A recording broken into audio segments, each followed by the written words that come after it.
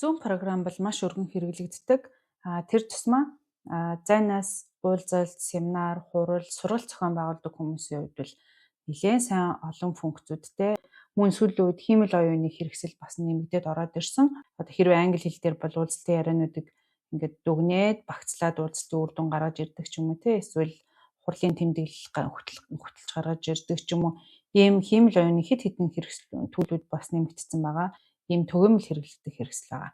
Энэ маань маш олон жил хэрэглэгдэж байгаа учраас харьцан маш сайн ингээд сайжруулагдаад дэлхийд даяар олон хүн хэрэглэдэг хэрэгсэл болсон шүү дээ. Тэгэхээр та бүхний хувьд үүнийг бүтэн жилээр нь худалдаж авах шаардлага гарч ивэл би танд өөрийнхөө мөнгийг тодорхой хэмжээнд хэмнэж болох нэгэн аргыг зааж өгье. За тэгэхээр Zoom програмыг ер нь интернет дээр янз бүрийн лицензтэй програмууд худалдаж авахд хямдралын купон олддог интернетээр. За түүнийг та бүх интернетээр болохоор одоо жишээ нь Zoom дээр гэхэд Zoom discount coupon ч юм уу ингээд бичиж түлхүүрээр бичиж хайгаад үзээрэй.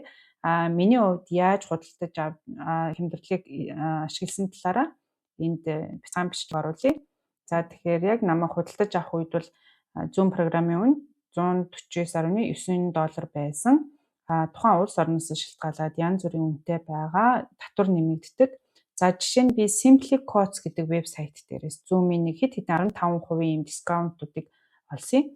Тэгээд эхнээс нь ингээд туршиж үзээд нэг купон бол амжилттай ажиллаж байсан. Өөрөөр хэлбэл за энэ Zoom-ыг худалдаж авъя гэд та ингээд мэдээлэл оруулаад энэ купон код гэдэг хэсэгт ингээд оруулангууд хэрвээ энэ идэвхтэй ашиглах болохоор байвал ингээд таны нийт мөнгөнд дүнгээс төлөх мөнгөнд дүнгээс ингээд хасагдаад гараад ирж байгаа.